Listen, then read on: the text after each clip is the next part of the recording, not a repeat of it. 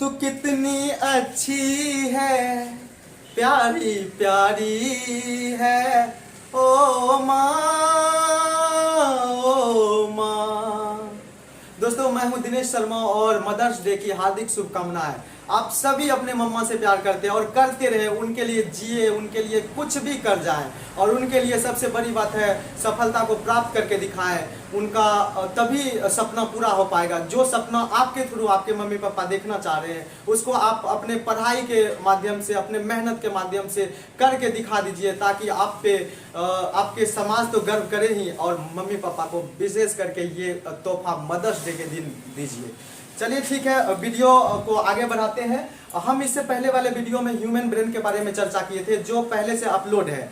तो कुछ technical issue के वजह से हम लोग क्या किए थे कि वीडियो को रोक दिए थे। आज उसी को आगे बढ़ाते हैं। हम ह्यूमन ब्रेन में कुछ दूर आगे निकल गए थे। उसमें देखिए 3 पार्ट हम आपको बताए थे। ह्यूमन ब्रेन का 3 पार्ट होता है। देखिए हम बनाए थे यहाँ पे 4 ब्रेन, यहाँ से यहाँ तक बोले थे। इसका नाम होता है 4 ब्रेन, इसका नाम होता है मिड ब्रेन और इसका नाम होता है यहाँ पे देख लीजिए, इसका नाम होता है हिंड ब्रेन, पश्च मस्तिष्क। अब देखिए थोड़ा सा इसको आंख नाक मुंह सब कुछ बना देते हैं। चलिए ठीक है, तो अभी आपको समझ में आ गया होगा कि यहाँ से यहाँ तक का जो हिस्सा होता है, ये पूरे हिस्से को हम लोग 4 ब्रेन बोलते हैं और हिंदी में इसको अग्र मस्तिष्क बोलते हैं, 4 ब्रेन। और इसको बोलते हैं मिड ब्रेन और इसको बोलते हैं हिंड ब्रेन। तो अभी तीनों की चर्चा डिटेल से करते हैं बारी बारी से। पहले देखते हैं कि 4 ब्रेन क्या होता है, अग्र मस्तिष्क क्या होता है। आइए इसको थोड़ा सा मिटा लेते हैं और अग्र मस्तिष्क आपको समझाते हैं अग्र मस्तिष्क क्या होता है। चलिए ठीक है, अग्र मस्तिष्क। चलिए अग्र मस्तिष्क। अब देखिए अग्र मस्तिष्क जो होता है हमारे ब्रेन का 2/3 भाग में फैला हुआ होता है। अग्र मस्तिष्क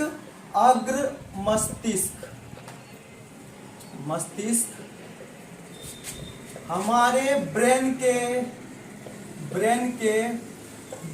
2/3 भाग में फैला हुआ होता है।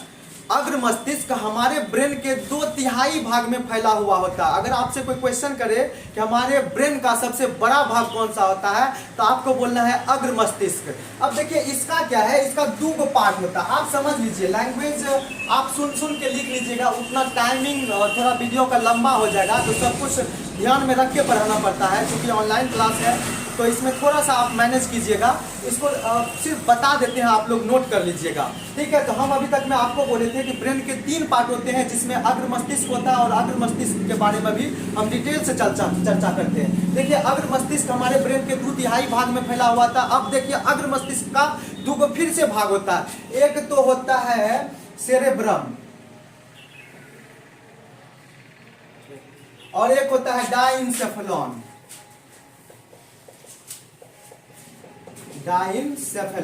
अब देखिए सेरेब्रम को हिंदी में बोलते हैं प्रमस्तिष्क। अब देखिए अब हम डाइनसेफेलॉन के बारे में भी चर्चा करेंगे और प्रमस्तिष्क के बारे में भी चर्चा करेंगे। डाइनसेफेलॉन का फिर से 4 पार्ट हो जाता है। 4 पार्ट हो जाता है। एक तो होता है थैलमस, एक होता है हाइपोथैलेमस, एक होता है हिप्पोकैम्पस और होता है एमिगडाला। सबके बारे में डिटेल से चर्चा करेंगे। फिलहाल अभी हम क्या कर रहे हैं, अभी प्रमस्तिष्क के बारे में आपको समझा रहे हैं। प्रमस्तिष्क होता क्या है, तो आइए देखते हैं प्रमस्तिष्क। इसके बारे में भी पहले इस पार्ट को खत्म करते हैं, फिर डाइनसेफेलॉन के बारे में हम आप लोग को बताएंगे और डिटेल से बताएंगे। आज ऐसा सिखाएंगे कि जिंदगी में आपको कभी भूल ही नहीं पाइएगा चीजों को, ठीक है। उसको रफ कर लेते हैं, मिटा लेते हैं और प्रमस्तिष्क के बारे में पढ़ते हैं। देखिए प्रमस्तिष्क जो सेरेब्रम होता है, प्रमस्तिष्क उसमें 2 पार्ट होता है। जैसे हम लोग का ब्रेन है ना, तो कभी कभी आप फेसबुक यूट्यूब वगैरह कहीं भी इमेज देखते होइएगा तो उसमें बीच में ना एक गैपिंग रहता है। कुछ इस टाइप का आपको इमेज देखने को मिलता होगा ब्रेन का, ऐसे ऐसे करके। तो इसमें कभी कभी ऐसा इमेज देखिएगा कि यहाँ बीच में जो होता है ना एगो पार्ट रहता है, लगता है कि आधा इधर है आधा उधर है। तो प्रमस्तिष्क का 2 पार्ट होता है, ठीक। प्रमस्तिष्क का 2 पार्ट होता है। उस पार्ट के बारे में भी हम चर्चा करते हैं। देखिए प्रमस्तिष्क का 2 पार्ट होता है। जैसे देखिए मान लीजिए कि ये प्रमस्तिष्क है और यहाँ पे डिवाइड हो गया है 2 हिस्सा में। इसको बोलते हैं दायां अर्धगोला। दायां अर्धगोला, और इसको बोलते हैं बायां अर्धगोला।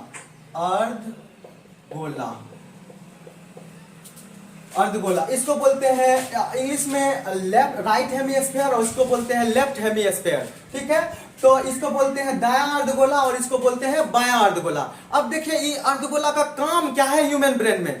ये जो दायां अर्धगोला है, जैसे मेरा दायां भाग ये है, इधर दायां अर्धगोला है और इधर बायां अर्धगोला है। अब देखिए इसका क्या काम होता है दायां अर्धगोला का, हमारे बॉडी के बाएं हिस्से को कंट्रोल करता है। कौन से हिस्से को? बाएं हिस्से को कंट्रोल करता है। कौन? ये दायां अर्धगोला हमारे बॉडी के बाएं हिस्से को कंट्रोल करता है।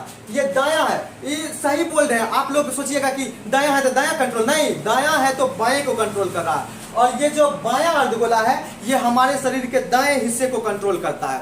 मतलब आप यहां लिख सकते हैं अपने नोट्स में कि दायां अर्धगोला हमारे शरीर के बाएं हिस्से को कंट्रोल करता है और ये बायां अर्धगोला हमारे शरीर के दाएं हिस्से को कंट्रोल करता है।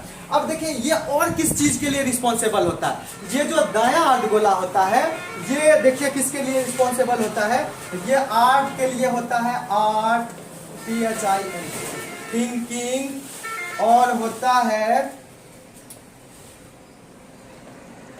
Writing, painting, dancing.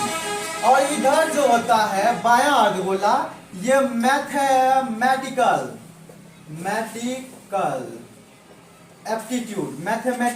एप्टीट्यूड के लिए जिम्मेवार होता है। इंटेलिजेंस, बुद्धिमत्ता जिसको बोलते हैं,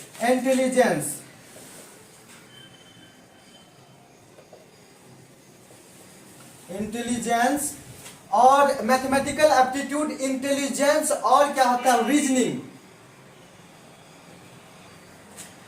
के लिए जिम्मेवार होता है। अब देखिए इधर शायद नहीं दिख रहा होगा, हम इधर लिख देते हैं रीजनिंग। तो हमने आपको बोला कि प्रमस्तिष्क जो होता है, प्रमस्तिष्क का दो भाग होता है, एक होता है दायां अर्धगोला, एक होता है बायां अर्धगोला। ये दायां अर्धगोला क्या करता है, हमारे शरीर के बाएं हिस्से को कंट्रोल करता है, और दायां अर्धगोला क्या करता है, हमारे शरीर के बाएं हिस्से को कंट्रोल करता है, और बायां अर्धगोला हमारे शरीर के दाएं हिस्से को कंट्रोल करता है। अब देखिए ये दायां अर्धगोला जो है art, thinking, writing, painting, dancing, और बायां अर्धगोला mathematical aptitude, mathematical ability, intelligence और रीजनिंग के लिए रिस्पॉन्सिबल होता है। अब देखिए क्या होता है ना कि ये दायां अर्धगोला लड़कियों में ज्यादा विकास करता है। ये लड़कियों में, ये गर्ल्स में ज्यादा विकास करता है। ये लड़कियों में ज्यादा विकास करता है और ये लड़के में ज्यादा विकास करता है। आप कभी कभी लड़कियों को देखिएगा, उससे पूछिएगा कि ये मैथ्स बन गया आपसे, नहीं हमको तो मैथ्स कुछ समझे ना। टीचर एकदम हीरा भी लाके उसके पास में रख दीजिए, नहीं हमको मैथ्स समझ में नहीं आता। क्यों? क्योंकि वो यहाँ ये दायां अर्धगोला उसमें ज्यादा विकसित कर जाता है। ये सब दायां अर्धगोला का खेल है। वो बकलोल है क्या, उसको नहीं समझ में आएगा, उसको समझ में आना है। लेकिन यहाँ पे देखिए थोड़ा सा साइंस को समझिए। दायां अर्धगोला किसके लिए जिम्मेवार होता है? Art, thinking, writing, painting, dancing. लेकिन ये बायां अर्धगोला जो होता है ये मैथमेटिकल एप्टीट्यूड, पहले से ही लड़कों में ज्यादा विकास होता है इसका। इसलिए आप देखिएगा गांव समाज में लड़का का मैथमेटिक्स में ज्यादा इंटरेस्ट रहता है और लड़कियों का आर्ट्स में, कलाकारी। कोई मास्टरनी बन गई तो वो जाएगी क्लासरूम में बच्चा को खड़ा करके स्टेंजा पर पाएंगे, पढ़ो ज्योग्राफी पढ़ो ऐसे। अब बच्चा लोग पढ़ते रहेगा, अपना स्वेटर बुन लेंगे, कलाकारी स्कूल में भी दिखा देगी, फटाक से स्वेटर बुनेगी। हाँ, और उसके बाद देखिए थिंकिंग, लड़कियां बहुत सोचती है, जो महिलाएं होती है बहुत सोचती है, दिमाग लगाती है। अच्छा ठीक है, आज 5 रुपया लाए तो इसको किधर इन्वेस्ट करे, आज 50 रुपया है तो इसको किधर, खूब सोचती है। ठीक, और ये देखिए राइटिंग, उसका हैंड राइटिंग गोल गोल होता है। आप अपने बैचमेट में किसी लड़की को देखिएगा, जब वो लिखती है तो आपसे सुंदर लिखेगी, एकदम अच्छा अक्षर में लिखेगी। क्यों? क्योंकि ये राइटिंग स्किल जो होता है उसका बहुत अच्छा होता है, बहुत ही अच्छा होता है। और लड़कियों का अक्षर आप पहचान जाते हैं। क्यों? क्योंकि उसका अक्षर एकदम गोल गोल होता है, गोल गोल होता है। अब देखिए पेंटिंग, कलाकारी करने में तो 1 नंबर की होती है। वाह, बोलिए मत, इतना अच्छा कलाकारी करती है। अब देखिए डांसिंग, अभी लड़की लोग को आप देखिएगा ना घर में अकेले गाना वाना चला देगी, घर में छिटकिनी के बढ़िया वाला लगा के, और उसके बाद खूब डांस करेगी, खूब। अरे पागलपंथी का दौरा पड़ गया है क्या? तो ये उसका भी गलती नहीं, ये है दायां अर्धगोला का गलती। दायां अर्धगोला का विकास लड़कियों में ज्यादा होता है, जबकि देखिए बायां अर्धगोला, इसमें मैथमेटिकल एप्टीट्यूड, लड़का लोग मैथ्स खूब अच्छा से बनाएगा, इंटेलिजेंस बुद्धिमत्ता, वो तुरंत से दिमाग लगा, अरे तू कल गया था, कल तू उसको देख लिया था, तो क्या सोचेगा वो आदमी, तो देखा था तुम खरीदा काहे नहीं गुलाब का फूल, देख के छोड़ दिया तो क्या सोचेगा आदमी। तो इंटेलिजेंस कोई भी मैटर हो उसमें बुद्धिमत्ता ज्यादा लगाता है, एकदम ज्यादा मात्रा में वो दिमाग को लगाता है, ऐसा हो गया तो वैसा भी हो जाएगा। और देखिए ये रीजनिंग जब आप कंपटीशन के क्षेत्र में जाइएगा तो 2 बराबर 5 है तो 8 बराबर कितना होगा, ये रीजनिंग आगे जब जाइएगा तो आपको समझ में आ जाएगा रीजनिंग क्या है, ठीक है। तो इसके लिए जिम्मेवार होता है लड़का एक बार में एक ही हेमिस्फीयर का यूज कर सकता है। क्या बताए, सुनिए ध्यान से, थोड़ा सा यहाँ कंसंट्रेट कीजिए। लड़का एक बार में एक ही हेमिस्फीयर, एक ही अर्धगोला का यूज कर पाता है। जैसे लड़का अगर इसका यूज कर रहा है, इसका बायां अर्धगोला का, तो सिर्फ बायां मैथमेटिक्स बनाना है तो उसको कुछ नहीं दिखेगा, मैथ्स बना रहे हैं अभी कुछ नहीं हो सकता। लेकिन लड़की क्या करती है, दोनों हेमिस्फीयर का यूज एक के साथ कर लेती है। जैसे एग्जांपल के लिए आपको बताते हैं, कोई लड़की है उसका दिल टूट गया तो वो क्या करती है ना कि मतलब रोते रहेगी, खूब रोएगी, अच्छा तुम हमको छोड़ के चला गया, रुको दिखाते, फिर तुरंत उसके मन में आएगा कल तो मेरा एग्जाम है ना, कल तो मेरा एग्जाम है, नहीं पास करेंगे तो मम्मी थूर देगी पकड़ के। तो फिर वहां पे ये हो जाता है कि लड़कियां दोनों हेमिस्फीयर का यूज करती, कल एग्जाम है इसके लिए उसको तैयारी भी करना है, और उधर वो छोड़ के चला गया उसके लिए उसको भी देखना है कि ना हमको पढ़ना है और रोना भी है साथ साथ। तो ये क्या करता है कि लड़कियां एक साथ दोनों हेमिस्फीयर का यूज कर सकती है, लेकिन लड़का क्या करता है कि दोनों हेमिस्फीयर का यूज अलग अलग माध्यम से करता है। जब इसका यूज करेगा तो इसका करना बंद कर देगा, जब इसका करेगा तो इसका करना वो बंद कर देगा। ठीक, यहां तक बात अगर आपको समझ में आ गई है तो हम आगे बढ़ते हैं यहां से। अब देखते हैं आगे। चलिए, अगर आप इसका स्क्रीनशॉट ले लिए हैं तो हम आगे बढ़ते हैं। ठीक है, देखिए इसको मिटा देते हैं। तो अभी आप लोगों ने सीखा कि जो बॉयज लोग होता है, जो मेल लोग होता है, वो क्या करता है कि एक बार में एक ही हेमिस्फीयर का यूज कर पाता है, जबकि फीमेल एक बार में दोनों हेमिस्फीयर का यूज कर लेता है। इसमें होता क्या कि देखिएगा, अक्सर लड़का कुछ हो गया, अगर उसको गुस्सा आ गया तो IAS बन जाएगा, और गुस्सा नहीं आ गया तो पता नहीं गोबर भी ठोक लेगा। चलिए ठीक है, आगे चलते हैं हम। आगे अगला पॉइंट है इसमें डाइंसेफेलॉन वाला पार्ट। डाइंसेफेलॉन।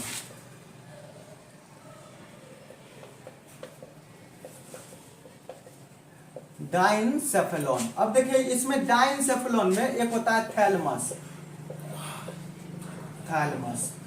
अब होता है हाइपोथैलेमस, उसके बाद होता है एमिगडाला, उसके बाद होता है हिप्पोकैम्पस। हम थैलमस के बारे में पहले पढ़ाते हैं, फिर आगे बताएंगे आपको।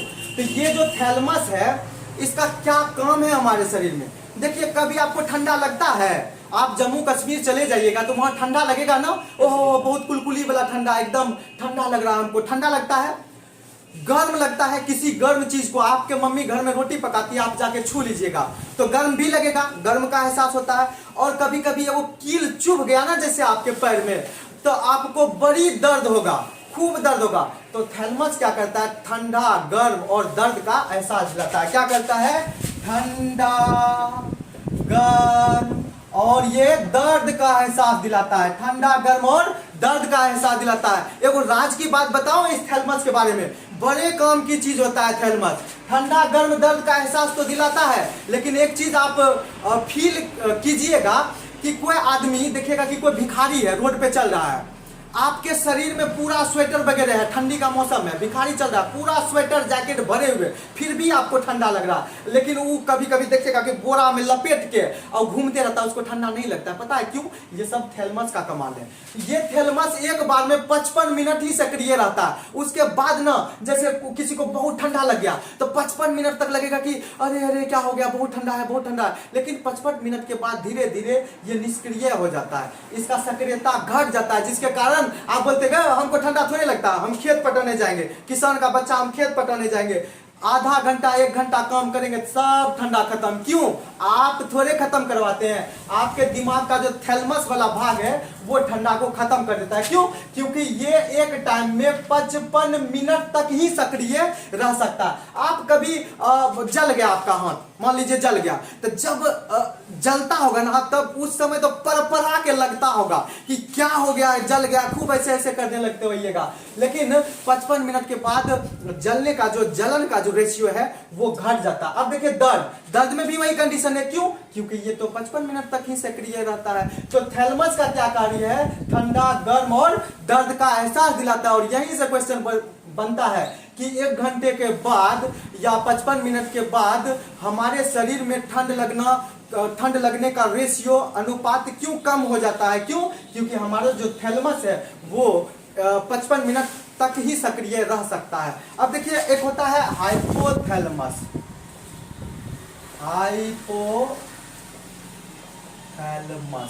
अब देखिए हाइपोथैलेमस, ये जो होता है ना हाइपोथैलेमस, जब सक्रिय हमारे ब्रेन में हो जाएगा ना तो दिमाग का सब हिस्सा काम करना बंद कर देता है। जब ये सक्रिय हो जाएगा हमारे दिमाग में तो दिमाग का जितना भी चीज है, चाहे थैलेमस है, एमिगडाला है, सब कुछ खत्म हो जाता है और यही हावी हो जाता है। कभी प्यार होने की स्थिति में देखते होइएगा, उसको बार बार समझा रहे, तू गली में नहीं जाएगा, तू गली में नहीं घुसेगा, लेकिन फिर भी वो लड़का उसी गली में जाता है, फिर भी वो आदमी उसी गली में जाएगा, वहीं खड़ा रहेगा। क्यों? क्योंकि उसका उस समय हाइपोथैलेमस इतना उच्च लेवल में सक्रिय रहता है, उसका दिमाग का कोई भी भाग काम करने से इनकार कर देता है, नहीं करेंगे, जाओ, नहीं करेंगे। उसमें उसका क्या गलती? उसमें ये थैलेमस, हाइपोथैलेमस जो है ना, ये बड़ा खराब चीज होता है। यही पूरे दिमाग पे हावी हो जाता है, जिसके कारण कि आप कुछ भी बोल दीजिए, नहीं बोलते हैं ये पगला है, ये समझने वाला है, इसको ये काम नहीं बोलो करने के लिए, फिर भी ये काम करेगा। क्यों? क्योंकि उसका थैलेमस जो होता है ना हावी हो जाता है उस चीज के प्रति। तो जब प्यार और घृणा का बात रहता है तो उस समय क्या करता है कि हाइपोथैलेमस जो होता है ये सक्रिय रहता है। 1 मिनट में ये जो होता है हाइपोथैलेमस 7 सेकंड में मुश्किल से सक्रिय हो जाता है। आप किसी गुलाब को फूल को देख लीजिएगा ना, बोलिएगा ओह कितना अच्छा लग रहा है गुलाब का फूल, आप फट से उसको तोड़ना चाहिए। क्यों? 7 सेकंड आप देखते रहते हैं ना, उसको 7 सेकंड देखते रहते हैं तो आप तुरंत उस पर अट्रैक्ट हो जाते हैं, चाहे वो ह्यूमन हो या फिर कोई भी चीज हो, कोई वस्तु हो, उसमें आप ज्यादा अट्रैक्टिव हो जाते हैं। क्यों? क्योंकि 7 सेकंड तक आप उसको देख चुके हैं। ठीक है, अब ये देखिए ये क्या करता है थैलेमस, ये हाइपोथैलेमस भूख, प्यास और तृप्ति का केंद्र होता है। क्या क्या होता है? भूख, प्यास और तृप्ति का केंद्र होता है। भूख, प्यास, तृप्ति। आपको भूख लगता है, बोलते मम्मी खाना लाओ, हमको अभी बड़ी जोर का भूख लगा, नहीं बोलते पापा खाना खाएंगे तभी हम जाएंगे। तो भूख तो समझ ही रहे हैं, प्यास भी समझ रहे हैं, थर्स्टी, जब आप प्यासा होते हैं तो पानी की तलाश में निकल जाते हैं। ठीक है, अब ये तृप्ति, बोलेगा सर जी तृप्ति सो समझ में लड़की का नाम है क्या? नहीं रे बबुआ, अभी बताते हैं, ये लड़की का नाम नहीं है। तृप्ति, आप एक एग्जाम्पल के माध्यम से समझिए कि आप कहीं जा रहे हैं, कोई लंबा वाला आपको गाड़ी पसंद आ गया, बड़ा गाड़ी आपको पसंद आ गया, तो उस स्थिति में आपके मन में ना छटपटाहट आने लगता है, ओ काश की मेरी हो जाती, तो कितने अच्छे से हम इस पे बैठते, इस पे घूमते, कितना अच्छा लगता, 4 को दोस्त को बैठाते और फिर चलते यहाँ से वहां तक, एकदम पूरा चक्कर काटते, पूरा एकदम अपना मुंह समोसा वाला दिखाते, सबको नहीं आता है, सब फीलिंग आता है। तो ये तृप्ति जो होता है, छटपटाहट, तरफ किसी भी चीज के लिए। आपका दोस्त रहेगा, हम तरफ रहते, पूरा रात सो नहीं पाए, तो आप पूछेंगे क्यों नहीं सो पाया? अरे बहुत याद आ रहा था। तो क्या? तो वही लंबा वाला गाड़ी, वही बहुत याद आ रहा था, हम खरीदना चाहते हैं, नहीं, वही होता है तृप्ति। तो ये भूख, प्यास और तृप्ति का केंद्र होता है, कौन सा? हाइपोथैलेमस। और यही हाइपोथैलेमस जो होता है ना, हमारे शरीर के टेम्परेचर, तापमान को नियंत्रित करता। हमारे शरीर का टेम्परेचर जो होता है 37 डिग्री सेल्सियस होता है, फ़ारेनहाइट में 98.6 फ़ारेनहाइट होता है और 310 केल्विन होता है। तो इससे बढ़ जाता है तो हम बोलते हैं कि बुखार लग गया है, बहुत बीमार पड़ गए हैं, थोड़ा थोड़ा बुखार लगे। इससे अगर बढ़ जाता है, इससे बढ़ जाता है, इतना रहता है तो ठीक है, इतना रहता है तो ठीक है, अगर इससे बड़ा हो गया मान इसका तो आपको बुखार लग गया। तो ये क्या करता है? आपके शरीर के तापमान को कंट्रोल करता है। ये हाइपोथैलेमस बड़ा काम का चीज है, 7 सेकंड में ही सक्रिय हो जाता है और ये भूख, प्यास और तृप्ति का एहसास दिलाता है। अभी हम जो दूसरा चीज है इसमें होता है दूसरा चीज, एक होता है एमिगडाला।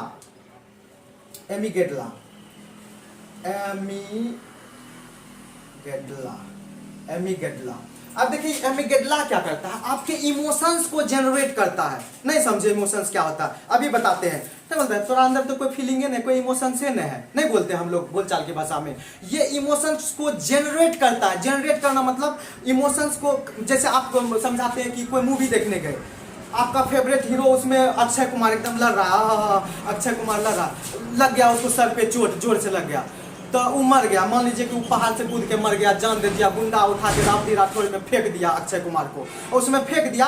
आपको उस समय ना दर्द होगा, इमोशंस होगा, मन करता होगा कि आप रो दे। कभी कभी तो कुछ व्यक्तियों में ऐसा होता है कि वो रो भी देता है मूवी देखने के साथ साथ। तो वो क्या होता है कि एक इमोशंस होता है। आप छोटे बच्चे को देखिएगा, छोटा बच्चा गिर जाता है तो मुंह थुरा जाता है, तो उसमें क्या करता है, आपको दया आ जाता है, बच्चा गिर गया क्या करें। तो ये इमोशंस को जनरेट करता है। आपको अपने माँ के प्रति प्यार है, बहुत प्यार करते हैं अपनी मम्मी से, तो आप क्या करेंगे, अगर माँ को थोड़ा सा भी सुई का एगो नोक भी चुभ जाएगा ना, तो आपका इमोशंस जनरेट होना स्टार्ट हो जाएगा। ये एमिगडाला का वही काम होता है। अब यदि आपके मस्तिष्क में एमिगडाला नहीं रहे, समझिए नहीं रहे, तब क्या होगा, ये नहीं रहेगा ना, तो किसी का बाबूजी मरल रहेगा, बोलेगा कि हाँ कौन थे, तो मेरे बाबूजी तो मर गए, हाँ भन्ने बना बोलेगा नहीं, क्योंकि एमिगडाला रहबे नहीं करेगा, इमोशंस जनरेट होगा ही नहीं। तो बोलेगा अच्छा आपके बाबूजी थे, आपकी बीवी थी, हाँ बहुत अच्छा हुआ, मर गई। बोलेगी कि नहीं बोलेगी, सब बोलेगा। क्यों? क्योंकि आपके पास तो एमिगडाला है ही नहीं। तो ये इमोशंस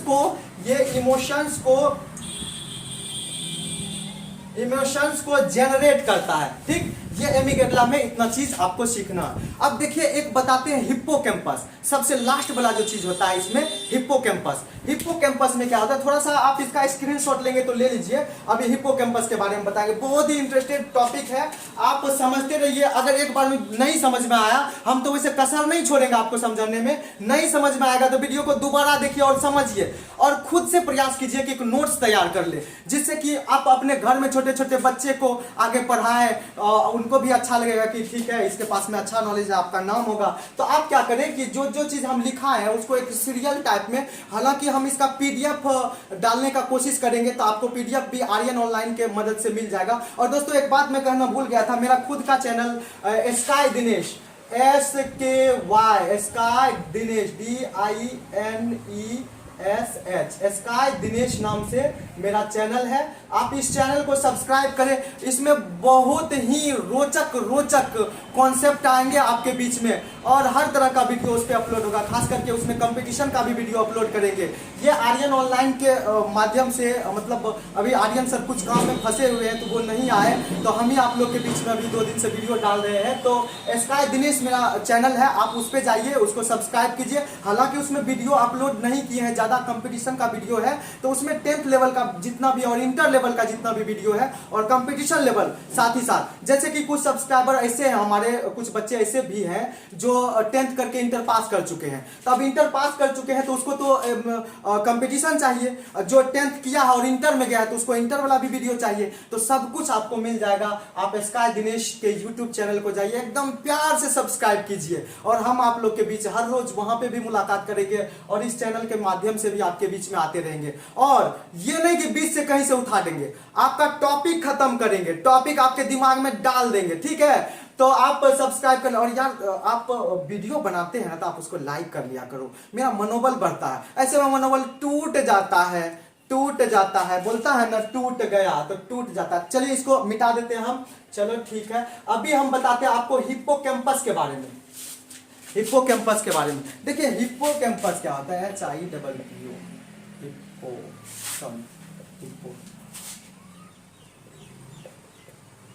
हिप्पोकैम्पस। अब देखिए हिप्पोकैम्पस का हमारे ब्रेन में एक काम होता है, एक महत्वपूर्ण काम होता है। क्या काम होता है, ये शॉर्ट टर्म मेमोरी को कन्वर्ट करता है, किसमें, लॉन्ग टर्म मेमोरी में। ये शॉर्ट टर्म मेमोरी को कन्वर्ट करता है लॉन्ग टर्म मेमोरी में। नहीं समझ में आया सर, क्या शॉर्ट टर्म मेमोरी, क्या लॉन्ग टर्म मेमोरी, हमको समझ में नहीं, अच्छी बातें नहीं समझ में आया, हम किस लिए, अभी बताते हैं आपको। देखिए जैसे आप क्लास करने कहीं जाते हैं तो कुछ बातें आपको क्लास की याद रहती है, और कुछ बातें आपको क्लास में याद नहीं रहती है। तो वो क्या हो गया कि जो बातें आप भूलने के कगार पे हैं, वो चीज हो गया आपका शॉर्ट टर्म। अगर एक बार फिर से कॉपी उल्टा के उसको पढ़ लिए तो याद आ गया, फिर उसको एक बार पढ़ लिए तो फिर याद आ गया, एक बार और पढ़ लिए तो आपके मस्तिष्क में बैठ जाएगा। तो जो चीज हम आज पढ़ के आए और हमको थोड़ा मोड़ा याद है, तो उसको बोलेंगे शॉर्ट टर्म मेमोरी की, बाद में वो निकल सकता है। लेकिन जब हम उसका रिवीजन किए तो वो क्या हो गया, कन्वर्ट हो गया लॉन्ग टर्म मेमोरी में। तो हम बोलते हैं कि अच्छा लॉन्ग टर्म मेमोरी में कन्वर्ट हो गया तो अब हम इसको कभी नहीं भूलेंगे। तो ये हिप्पोकैम्पस जो दिमाग का भाग होता है, तो ये क्या करता है कि शॉर्ट टर्म मेमोरी को लॉन्ग टर्म मेमोरी में कन्वर्ट करता है। अब देखिए ये किसके माध्यम से कन्वर्ट होता है। एक होता है न्यूरो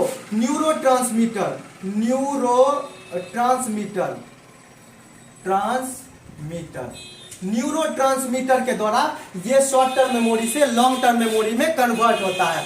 अब देखिए एक बात है यहाँ पे, शॉर्ट टर्म मेमोरी और लॉन्ग टर्म मेमोरी कन्वर्ट कौन करेगा, न्यूरोट्रांसमीटर। जिसके दिमाग के अंदर जितना ज्यादा न्यूरोट्रांसमीटर रहेगा उसकी याद करने की क्षमता, याददाश्त उसका उतना अधिक होगा। तो जिसमें ये ज्यादा, तो याददाश्त क्या होगा, ज्यादा होगा। और जिसमें कम होगा उसमें याददाश्त क्या हो जाएगा, कम हो जाएगा। आप लोग ये चीज समझिए कि जिसमें न्यूरोट्रांसमीटर, जिसके ब्रेन में न्यूरोट्रांसमीटर ज्यादा होगा तो उसमें याद करने की कैपेसिटी, याददाश्त क्षमता ज्यादा होगा। और जिसमें ये न्यूरोट्रांसमीटर कम होगा उसमें याद करने की कैपेसिटी बहुत ही कम होगी। और कभी कभी इतना न कम हो जाता है न्यूरोट्रांसमीटर कि हमको एगो बीमारी हो जाता है अल्जाइमर।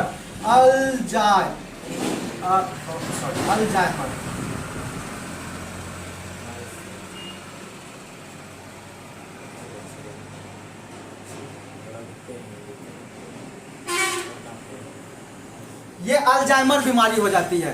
तो जिसके अंदर ज्यादा न्यूरोट्रांसमीटर याददाश्त जाता और जिसके अंदर बहुत ही कम हो जाएगा तो अल्जाइमर बीमारी हो जाएगा। अब देखिए ये अल्जाइमर बीमारी है क्या, तो अल्जाइमर बीमारी में क्या होता है, ये जनरली ज्यादा एज में आता है। लेकिन ये देखिएगा कि जो बड़ा बुजुर्ग रहता है ना उसका याददाश्त शक्ति कम हो जाता है। आप अपने घर में अपने दादाजी को देख लीजिएगा, उसमें ना अल्जाइमर बुढ़ापा एज में ये सब आता है। लेकिन ये क्या होता है कि न्यूरोट्रांसमीटर की कमी के कारण होता है। तो क्या होता है ना कि बुढ़ापा में ये short term memory long term memory में ज्यादा कन्वर्ट नहीं हो पाता। क्यों, क्योंकि उसमें न्यूरोट्रांसमीटर की क्षमता घट जाती है, जिसके कारण कि उसमें अल्जाइमर बीमारी हो जाती है। अब देखिए इस बीमारी में होता क्या है कि याद करने की क्षमता, याददाश्त क्षमता घट जाता है। आपके पापा आपको बोलेंगे कि जाओ जगमोहन बाबा से दूध ले आओ 1 लीटर। तो आप बोलेगा हाँ ठीक है जाते हैं। आप जाइएगा, उसको बोलेगा कि बाबा आपका नाम क्या है, नाम पता पूछ के आ जाइएगा। पापा बोलेंगे कहाँ गया था, तो भेजे थे जगमोहन बाबा के यहाँ। तो क्यों, तो कहाँ हमको कहाँ किस लिए भेजे थे। वही होता है अल्जाइमर, याद करने की क्षमता घट जाती है, याददाश्त शक्ति घट जाती है। तो दोस्त ये जो था पार्ट डायंसेफेलॉन और ये अग्र मस्तिष्क का जो भी दोनों पार्ट था, प्रमस्तिष्क और ये डायंसेफेलॉन, इसका चारों पार्ट खत्म हो चुका है। नेक्स्ट वीडियो में हम आएंगे आपके लिए फिर इसका अगला भाग मिड ब्रेन में आपको बताएंगे कि इसमें क्या पाया जाता है जिसके लिए देखना सुनना आसान हो जाता है हम लोग के लिए। फिर हिंड ब्रेन पढ़ाएंगे, फिर उसके बाद आएंगे प्रत्यावर्ती क्रियाओं का नियंत्रण कौन करता है, क्यों करता है, ब्रेन का हर एक चीज बताएंगे। लेकिन आपको क्या करना है, आपको एक नोट्स तैयार करना है, उसको अच्छे से रिवीजन करना है, ताकि आपको अब आ ही गए हैं और पढ़ा ही रहे हैं तो आप भी एकदम अच्छे से पढ़िए और इसका फायदा लीजिए। और दोस्त वीडियो को जरूर लाइक कीजिए। मिलते हैं अगले वीडियो में, बाय बाय।